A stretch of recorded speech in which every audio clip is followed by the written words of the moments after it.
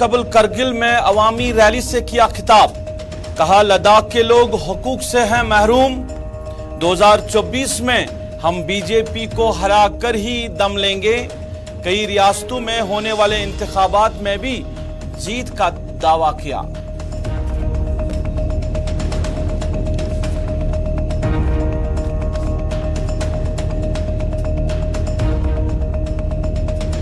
PDP ने 5 मरला जमीन की फरहमी से मुत्तलिक सरकार की पॉलिसी पर खदशात का किया इजहार। कहा, अभी तक सरकार ने बाहर से आए डोमिसाइल्स की तादाद पर नहीं दी सफाई। कहा कि मौजूदा सरकार जम्मू कश्मीर की डेमोग्राफी तब्दील करने की पॉलिसी पर है गामजन। पीडीपी तर्जुमान।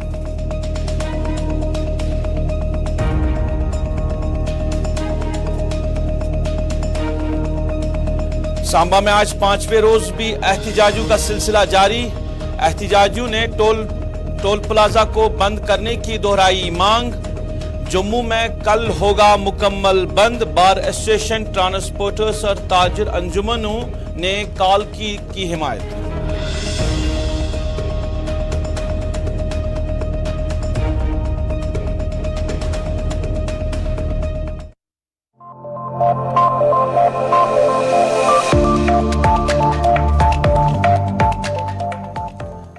बिस्मिल्लाहिर्रहमानिर्रहीम। अस्सलाम वालेकुम नाज़रीन, स्पेशल रिपोर्ट में आपका खैर मकदम। मैं हूं आपका मेजबान सईद रूफ फारूकी। नाज़रीन, स्पेशल रिपोर्ट में कुछ अहम खबरें आया चाहती हैं, लेकिन बुलेटिन का आगाज करेंगे।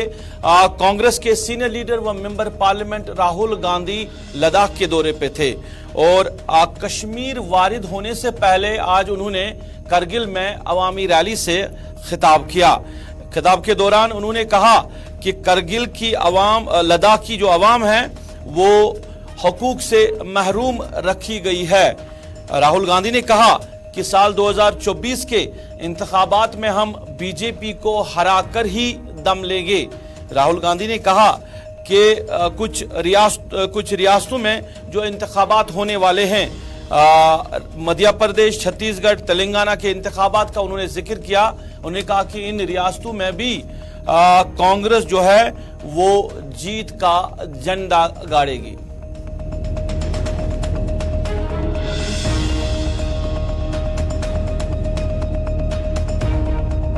सब लोग जानते हैं कि बहुत सारे नेचुरल रिसोर्सेज हैं। 21वीं सदी में सोलर एनर्जी की बात की जाती है और लद्दाख में सोलर एनर्जी की कोई कमी नहीं है। बीजेपी के लोग ये जानते हैं, समझते हैं कि अगर आपको रिप्रेजेंटेशन दिया जाए तो फिर वो आपसे आपकी जमीन नहीं छीन पाएगी। मामला जमीन का है और बीजेपी के लोग जो आपकी जमीन है आपसे लेना चाहते हैं। अदानी जी के बड़े बड़े प्रोजेक्ट्स यहां लगाना चाहते हैं और उन प्रोजेक्ट्स का फायदा आपको नहीं दिलवाना चाहते। हम ये कभी होने नहीं देंगे।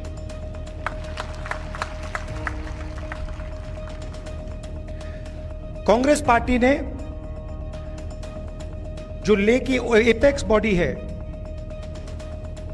और कारगिल डेमोक्रेटिक अलायंस जो है और इनकी जो डिमांड्स है उनका हमने पूरा समर्थन किया है।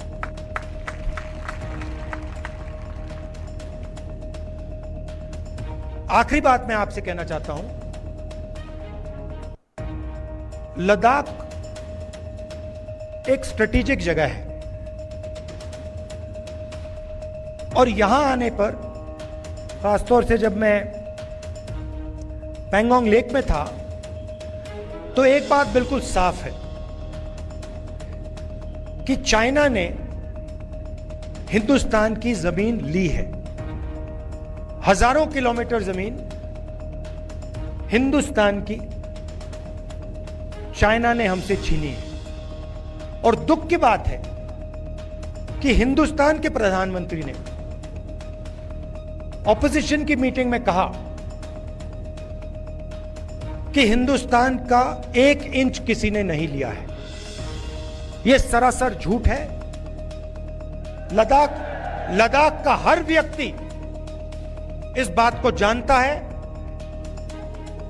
कि लद्दाख की जमीन चाइना ने हिंदुस्तान से ली है और प्रधानमंत्री जी सच नहीं बोल रहे। राहुल गांधी की जीत के दावों को लेकर भारतीय जनता पार्टी के नेशनल जनरल सेक्रेटरी तरुण चुग ने कहा कि राहुल गांधी के सरकार बनाने के दावे जो है वो मंगेरी लाल के हसीन सपने हैं। हमारे साथी ताबिश कमाल के साथ बात करते हुए तरुण चुग ने कहा, जो लोग अपनी सीट नहीं बचा सकते हैं, अपनी सीट नहीं जीत पाते हैं, वो मुल्क की सरकार कैसे चलाएंगे।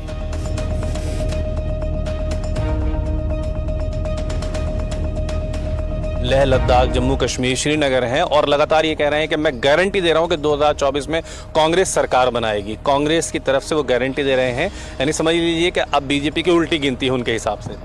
ऐसा कि कांग्रेस की गारंटी तो भ्रष्टाचारियों के साथ है, कांग्रेस की गारंटी परिवारवाद के साथ है, उनकी गारंटी देश के साथ कभी रही ही नहीं। पहले से लगभग 1.5 दर्जन प्रधानमंत्री पद के उम्मीदवार उनके गठबंधन में और सभी के सभी प्रधानमंत्री बनना चाहते हैं। वो कह रहे हैं कि मुसलमानों पर अत्याचार किया जा रहा है, देश के अंदर मुसलमानों को टारगेट किया जा रहा है, एक तरह की टारगेट किलिंग की जा रही है। झूठ बोल रहे हैं, भ्रम पैदा कर रहे हैं। देश के 140 करोड़ नागरिक सभी पंथों, धर्मों, पंथों, जातियों से सब मिलकर रह रहे हैं। ये पता नहीं कौन सी टूल किट का हिस्सा है राहुल गांधी जी के बयान। कभी जाति पर बोलते हैं, कभी किसी पे बोलते हैं, देश को बदनाम करने का प्रयास कर रहे हैं। सोनिया गांधी भी श्रीनगर पहुंच गई हैं, राहुल गांधी वहीं हैं। खबर है कि प्रियंका गांधी भी जा रही हैं और वहीं रुकेंगे, 2 दिन रहेंगे। सारे परिवार के साथ जाना चाहिए, बडेरा साहब को भी लेके जाना चाहिए।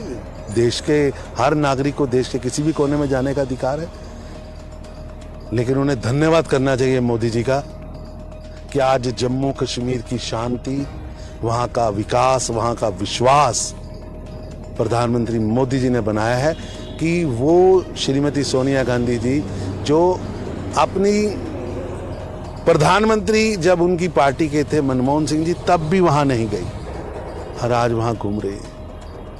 क्योंकि कश्मीर का जिक्र चल रहा है तो कश्मीर फाइल्स को अवार्ड दिया गया है, नरगिस दत्त बेस्ट अवार्ड दिया गया है, लेकिन उमर अब्दुल्ला ने तो उस पर तंज भी कस दिया है, हंसकर इमोजी बना दी है, मतलब एक तरह से मजाक उड़ाया है इस बात का। हमेशा ही अब्दुल्ला मुफ्ती परिवार कश्मीर में मारे गए लोगों के ऊपर मजाक करके उनके जख्मों पर नमक छिड़कने का ही काम करते रहे। उन्हें कभी वो दर्द दिखाई नहीं जब दिन दिहाड़े लाखों कश्मीरी पंडितों को उनके पिताजी के मुख्यमंत्री काल में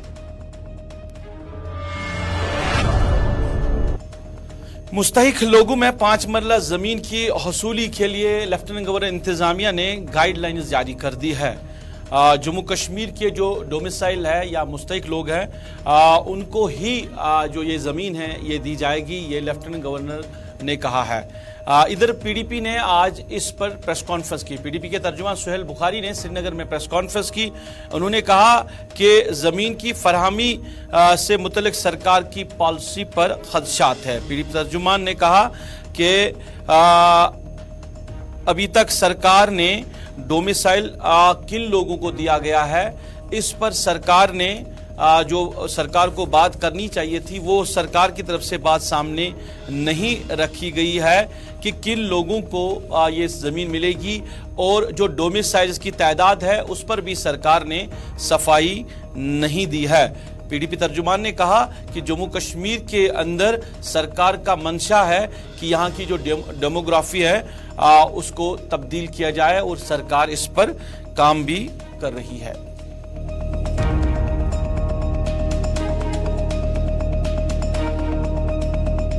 हमारा मौकिफ ये है कि बीजेपी आरएसएस गवर्नमेंट तुली हुई है इस चीज पे कि जम्मू कश्मीर की जो डेमोग्राफी है उसको चेंज किया जाए, यहाँ बाहर से लोगों को लाके बसाया जाए, यहाँ की जो सोशल कंपोजिशन है, जो यहाँ की डेमोग्राफी है उसको चेंज किया जाए।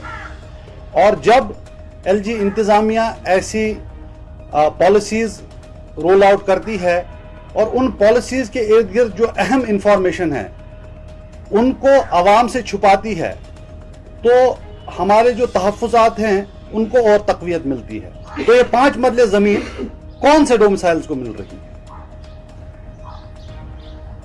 एलजी इंतज़ामिया की जो मंशा है उस पे लोग शक कर रहे हैं और उनके पास वजह भी है।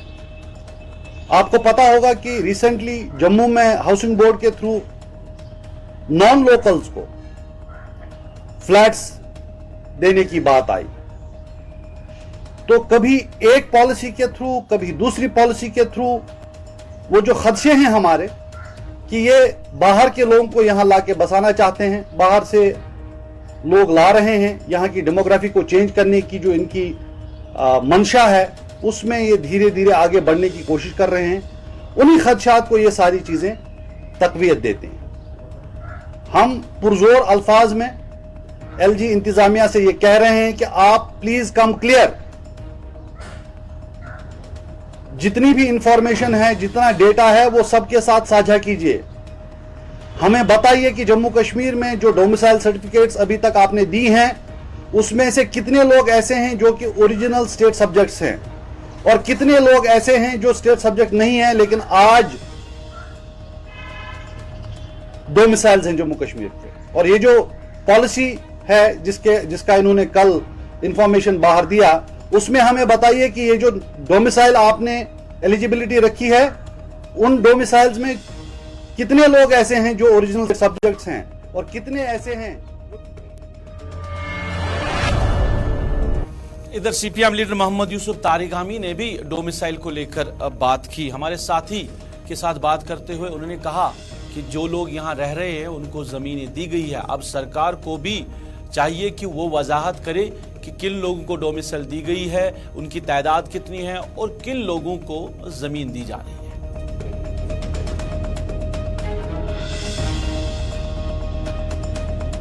ऐसे इस्तेमाल करते हैं जिससे वजाहत होती नहीं है। डोमिसाइल से मुराद आपकी क्या है?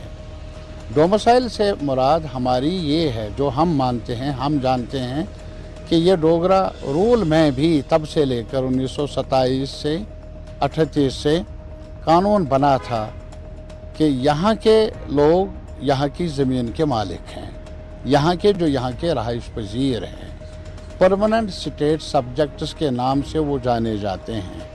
ये तब से लेकर कानून बना। बाद में आईन जम्मू कश्मीर में भी इसको दर्ज किया गया और कानून में भी इसको दर्ज किया गया। हम ये चाहते हैं कि इसमें गलतफहमी नहीं होनी चाहिए। ये सिर्फ ज़मीन मिलनी चाहिए ऐसे अशख़ास को जो यहाँ के मुस्तकिल शहरी रहे हों, मुस्तकिल शहरी हैं, जम्मू में, कश्मीर में, लद्दाख में परमानेंट रेजिडेंट्स जो हों, उनको ही डोमिसाइल का राइट है, उनको ही ये सर्टिफिकेट हासिल करने का, ज़मीन देने का, लेने का हक है और किसी को नहीं। इसकी आड़ में अगर और कुछ किया जाए या और कुछ कभी सोचा जाए वो हमें मंजूर नहीं। जम्मू कश्मीर के लोगों को, वो जम्मू के अवाम भी ऐसा ही चाहते हैं, हम भी चाहते हैं और अब लेह करगिल के लोग भी ये मुतालबा कर रहे हैं कि हमें लैंड पर अपने हुकूक बरकरार रहने चाहिए। बाहर से कुछ लोग आ जाए यहाँ ज़मीन खरीदने के लिए, यहाँ कारोबार करने के लिए, हमें वो मंजूर नहीं। तो ये एक पहले से ही तयशुदा मामला है। ये कश्मीरी लीडरशिप ने ही नहीं बल्कि जो जम्मू के उस वक़्त के हुक्मरान डोगरा जो राज रहा है तब से लेकर आज तक। बाद में इधर 370 के मामले को लेकर भी मोहम्मद यूसुफ तारिगामी ने बात की और उन्होंने कहा कि 370 का जो स्पेशल रिपोर्ट, जो स्पेशल स्टेट्स है वो जम्मू कश्मीर को मुल्क के आईन ने दिया था।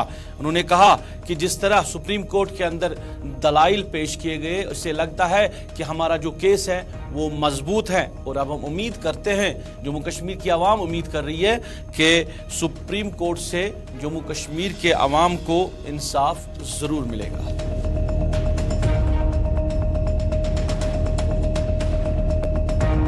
को देख लेंगे, वहां भी लिखा है कि यूनियन ऑफ स्टेट्स, ये अलग अलग स्टेट्स की यूनियन है। वहां तो ये नहीं कहा गया कि एक ही यूनियन है, वहां तो अलग अलग स्टेट्स है ना। पंजाब की स्टेट है, इस वक्त मराठी स्टेट है या बंगाली स्टेट है, तो आप कैसे कह सकते हैं कि ये जो आर्गुमेंट आप दे रहे हैं, ये जो आर्गुमेंट दिया जा रहा है, अब 370 चाहे परमानेंट हो, कुछ भी आप कहें, ये तो कॉन्स्टिट्यूशन ऑफ इंडिया में दर्ज था ना। और आज भी अभी 370 खत्म, कुलियतन खत्म नहीं किया गया, इसको इनऑपरेटिव बना दिया गया है। इनऑपरेटिव बनाने का मतलब है वो भी इधर उधर से बेजान करने की उसे कोशिश की गई, लेकिन 370 का अभी शब्द जो है वो हटा नहीं। तो इन चीज़ों में हमारी तरफ से जो वकला पेश हुए, उन्होंने जो दलील दे दी, मरबूत दलील दी, मजबूत दलील दे दी, और कंसिस्टेंटली उनका एक ही अप्रोच रहा है जो कॉन्स्टिट्यूशनल ऑर्डर में जम्मू कश्मीर के अवाम को यहाँ की यूनिक पोजीशन को देखते हुए यूनिक आइडेंटिटी।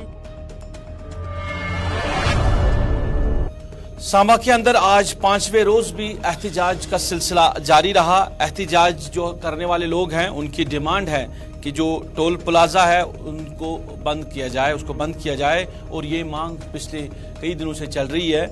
और साथ ही जो एहतिजाज में आज शामिल लोग थे, उन्होंने कहा कि जो राजपूत सभा के कारकुनों को गिरफ्तार किया गया है, उनको भी जल्द से जल्द रिहा किया जाए। इधर सांबा मामले को लेकर, सांबा में जो बंद की कॉल है उसको लेकर कल जम्मू में भी मुकम्मल तौर बंद का ऐलान किया गया है। Jammu bar association, transport association और ताजिर अंजुमनों ने कॉल की हिमायत की है। एक्स मिनिस्टर और एक एमपी जो है वो दिल्ली में इस टोल को उखाड़ने के लिए और इस टोल को बंद करवाने के लिए गए थे, लेकिन उनकी तरफ से कोई आश्वासन नहीं दिया। लोगों को बेवकूफ़ बनाने का सिलसिला जो है वो चल रहा है। नेशनल हाईवे अथॉरिटी इतनी पावरफुल हो गई कि वो हमारे यहाँ के एमपी, एलजी, एक्स मिनिस्टर किसी को मान नहीं रही, और वो रूलिंग पार्टी के मिनिस्टर हैं, रूलिंग पार्टी के एमपी हैं, इस समय सिटिंग एमपी हैं, उनकी बात तक नहीं मानने जा रही। तो कहीं ना कहीं लोगों को बेवकूफ बनाने का सिलसिला जो बीजेपी का है वो चलता रहा है। हम ये अनशन तब तक नहीं तोड़ेंगे जब तक ये हमारा टोल है जो उखड़ नहीं जाता, और हमारे जो युवा राजपूत सभा के बंदे अंदर हैं बिना किसी शर्त के, बिना किसी एफआईआर के बाहर नहीं निकलते। और इन एमपी और हमारी जम्मू कश्मीर की बीजेपी को हम ये चेतावनी देते हैं कि आप अपनी गद्दी छोड़िए, हमारे साथ आकर यहाँ पर बैठिए, देखिए हम लोग हमारे जम्मू के डोगरा किस तरह से। इधर सांबा बंद को लेकर जम्मू में डिवीजनल कमिश्नर जम्मू और एडीजीपी जम्मू ने आज प्रेस कॉन्फ्रेंस की, और प्रेस कॉन्फ्रेंस के दौरान उन्होंने डिवीजनल कमिश्नर ने कहा कि जो कल नेशनल जो हाईवे अथॉरिटी की जो टीम है वो जम्मू आ रही है, और यहाँ पर वो इसका सर्वे करेगा, और उम्मीद है कि कोई ना कोई रास्ता कल जरूर निकल कर आएगा। एडीजीपी जम्मू ने भी इस मौके पर बात की। उन्होंने कहा कि जो लोग अमन बिगाड़ेंगे उनके साथ सख्ती से उनके साथ सख्ती आएगी, क्योंकि लोगों ने यकीन दिया था पुलिस को कि अमन को बरकरार रखा जाएगा, किसी भी सूरत में अमन को तोड़ा नहीं जाएगा, पर अमन तोड़ा गया है। और उन्होंने कहा कि जो भी लोग बंद करना चाहते हैं या हड़ताल करना चाहते हैं, उनको कहा गया है कि वो पुरअमन तरीके से एहतिजाज करें, अमन बिगाड़ने की कोशिश कभी ना करें।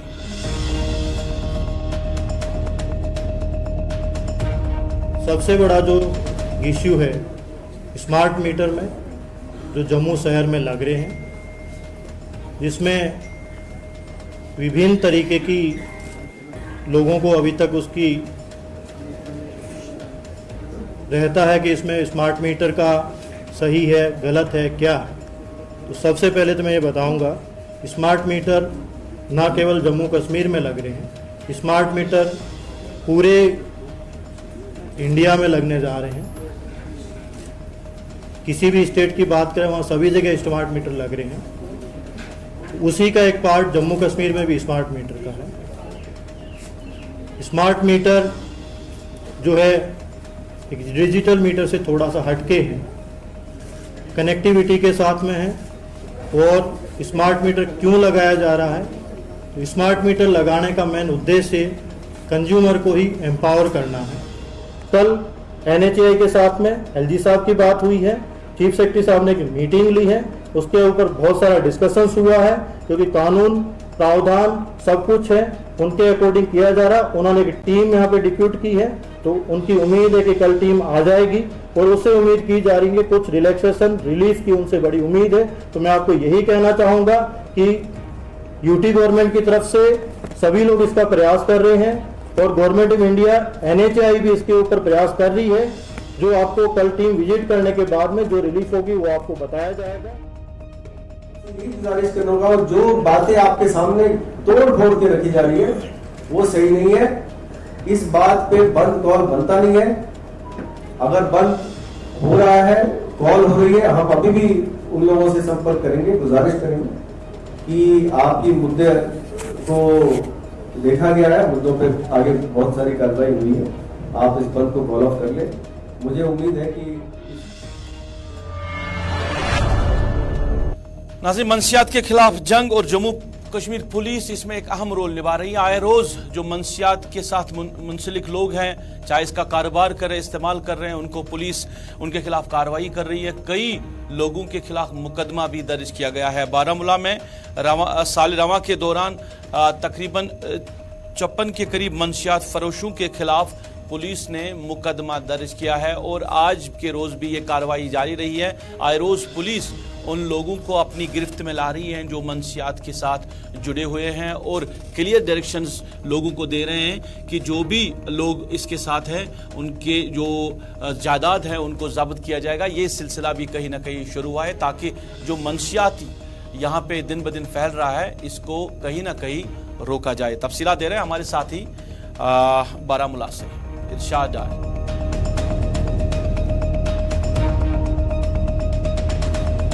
बारामूला पुलिस लगातार सुर्खियों में बना हुआ है, क्योंकि लगातार जो है ड्रग पेल्टरों की गिरफ्तारी अमल में लाई जा रही है, चाहे हम सरहदी इलाकों की बात करें या मैदानी इलाकों की बात करें। क्योंकि अभी थोड़ी देर पहले जम्मू कश्मीर पुलिस खुसूसन बारामूला पुलिस ने एक प्रेस नोट निकाला जिसमें यह कहा गया पिट NDPS एक्ट के तहत तकरीबन 54 लोगों की पहले गिरफ्तारी अमल में लाई गई, फिर उसके बाद जो है NDPS एक्ट यानी PSA के तहत जो है उनको जो है बंद किया गया। हालांकि ये जो सिलसिला है ये लगातार जारी है, चाहे हम उड़ी के हवाले से बात करें, पटन, क्रेरी, टंगमरग या बारामूला या रफियाबाद या सोपोर या मुंसिलका इलाकों की बात करें। क्योंकि अभी थोड़ी देर पहले हमने SSP बारामूला श्री अमोद अशोक नागपुरी जी के साथ बात की, तो उनका ये कहना है जो भी इसमें मुलविस पाए जाएगा उनको हम बख्शेंगे नहीं, उनको हम बाज़ाब्ता तौर पर जो है सलाखों के पीछे धकेल देंगे। बारामूला से मैं इरशाद भट्ट, गुलिस्तान न्यूज़। चलिए, इसके साथ ही अभी तक के स्पेशल रिपोर्ट में बस इतना ही। आप गुलिस्तान न्यूज़ के साथ जुड़े रहे। गुलिस्तान न्यूज़ पे खबरों का सिलसिला जारी रहेगा। अभी तक के लिए अपने मेज़बान को दीजिए इजाज़त। अल्लाह निगहबान।